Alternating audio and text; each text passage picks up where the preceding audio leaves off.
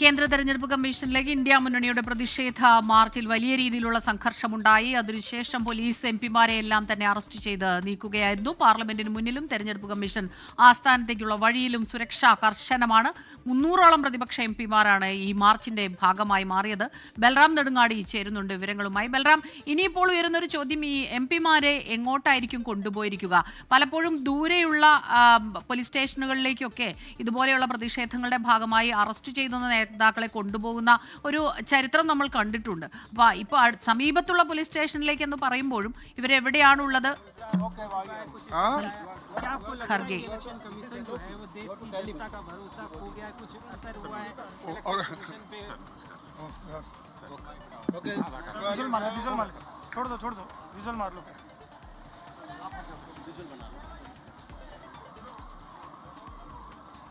ബൽറാം, അപ്പോൾ ഈ എവിടെയാണ് എംപിമാരെ അറസ്റ്റ് ചെയ്ത് കൊണ്ടുപോയിരിക്കുന്നത് എന്നുള്ളതാണ് ഇപ്പോൾ വലിയൊരു ചോദ്യമായി വരുന്നത്. സമീപത്തുള്ള സ്റ്റേഷനുകളിലേക്ക് എന്നുള്ള മറുപടി മാത്രമാണോ പറയുന്നത്, അതോ വ്യക്തതയുണ്ടോ ഇക്കാര്യത്തിൽ?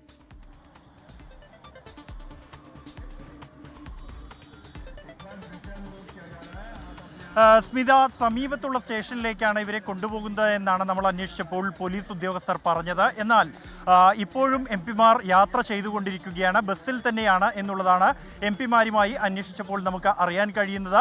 സ്മിത സൂചിപ്പിച്ച പോലെ തന്നെ സാധാരണ നിലയിൽ ഇത്തരത്തിൽ പ്രതിഷേധങ്ങൾ മുൻപ് ഉണ്ടാകുമ്പോൾ അവരെ പരമാവധി ദൂരെയുള്ള സ്റ്റേഷനുകളിലേക്ക് കൊണ്ടുമാറ്റുക എന്നുള്ള ഒരു നയമാണ് ഡൽഹി പോലീസ് സ്വീകരിക്കുക പതിവ്. അത് ഡൽഹി നഗരത്തിൽ നിന്ന് ഏതാണ്ട് 40 കിലോമീറ്റർ അകലെ നജഫ്ഗഡ് അടക്കമുള്ള ഇടങ്ങളിലെ പോലീസ് സ്റ്റേഷനുകളിലേക്ക് ക്യാമ്പുകളിലേക്ക് മാറ്റുകയാണ് സാധാരണ പ്രതിഷേധത്തിൽ സ്വീകരിച്ചു വരുന്ന ഒരു രീതി. അത്തരത്തിലുള്ള നീക്കങ്ങൾ ഇത്തവണയും ഉണ്ടായേക്കാം എന്ന് തന്നെയാണ് പ്രതീക്ഷിക്കുന്നത്. ഇപ്പോഴും നിരവധി ബസ്സുകളിലായാണ് എംപിമാരെ, ഏതാണ്ട് 300ഓളം പേർ ഉണ്ട് എന്നതുകൊണ്ട് തന്നെ നിരവധി ബസ്സുകളിലായാണ് എംപിമാരെ കൊണ്ടുപോയിരിക്കുന്നത്. അവർ പലരും ഇപ്പോഴും യാത്രയിൽ തന്നെയാണ്, ബസ്സിനകത്ത് തന്നെയാണ് എന്നാണ് എംപിമാരുമായി അന്വേഷിച്ചപ്പോൾ മനസ്സിലാക്കാൻ കഴിയുന്നത്. എന്തായാലും ഈ പ്രതിഷേധം തുടരും, ശക്തമായി തന്നെ ഈ വിഷയത്തിൽ ഉറച്ചു നിൽക്കും. പാർലമെന്റിന് ഉള്ളിൽ ഉന്നയിച്ച വിഷയം പാർലമെന്റിന് പുറത്തേക്ക് തെരുവുകളിലേക്ക് ഇറങ്ങുകയാണ്.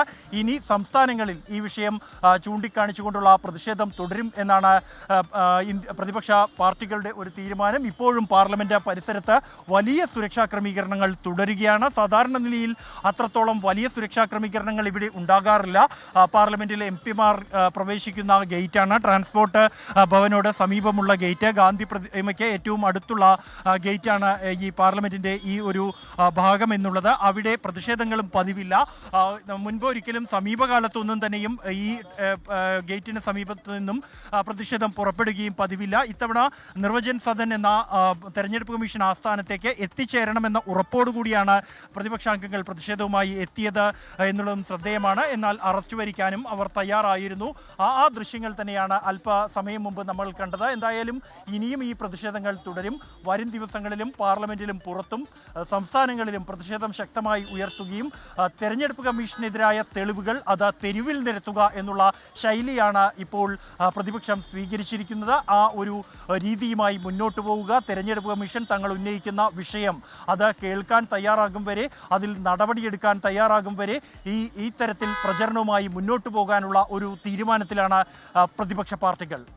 ബൽറാം നെടുങ്ങാടി ഈ വിവരങ്ങൾ നൽകിക്കൊണ്ടിരിക്കുകയാണ്. വിനിത വിജി കൂടി ചേരുന്നുണ്ട്. വിനിത, ഈ അടുത്ത കാലത്തൊന്നും കാണാത്ത അത്ര ശക്തമായ പ്രതിഷേധം അതാണ് ഇന്ന് നമ്മൾ കണ്ടത്. അത് വലിയ സംഘർഷത്തിലേക്കൊക്കെ കടന്നു പോകുന്നതൊക്കെ കണ്ടു. എംപിമാരെ എല്ലാവരെയും തന്നെ അറസ്റ്റ് ചെയ്തു പല സ്റ്റേഷനുകളിലേക്കായി കൊണ്ടുപോയിരിക്കുന്നു. ഇതിനിടെ ഈ പ്രവർത്തകർ വലിയ രീതിയിലുള്ള പിന്തുണയുമായി അവിടെ തടിച്ചുകൂടിയിരുന്നു. അവരെയും അവിടെ നിന്ന് മാറ്റിയെന്നാണ് മനസ്സിലാക്കുന്നത്. ഇപ്പോഴവിടെ സംഘർഷ സാഹചര്യമുണ്ടോ? എന്താണ് അവസ്ഥ?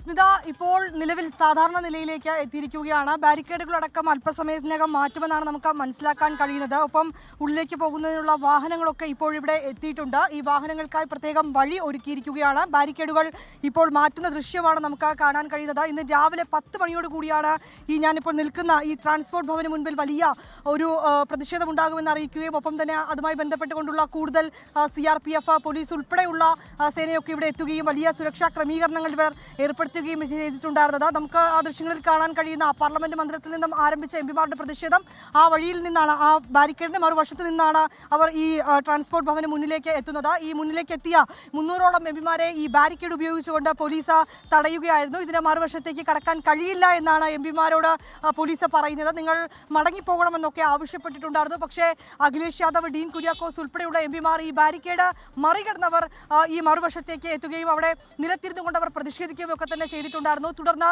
ഈ സുരക്ഷാ സേനയും പോലീസും ആ മേഖലകളിലേക്ക് CRPF ഒക്കെ എത്തുകയും അവരോട് റോഡിൽ നിന്ന് എഴുന്നേറ്റ് മാറണമെന്ന് ആവശ്യപ്പെടുകയും ചെയ്തിട്ടുണ്ട്. പക്ഷേ അവർ എണീക്കാൻ തയ്യാറാകാത്തതിനെ തുടർന്ന് ഒരു ഉന്തും വലിയും ഒക്കെ കാര്യങ്ങൾ എത്തിയിരുന്നു. പ്ലക്കാർഡുകളടക്കം എത്തിയാണ് എംപിമാർ നിലത്ത് കുത്തിയിരുന്നത്. പ്ലക്കാർഡുകൾ ഉൾപ്പെടെ പിടിച്ചാണ് അവർ നിലത്ത് കുത്തിയിരുന്ന് പ്രതിഷേധിച്ചത്. പിന്നാലെ പ്രതിഷേധം വിവരങ്ങൾ നൽകിക്കൊണ്ടിരിക്കുന്നത്.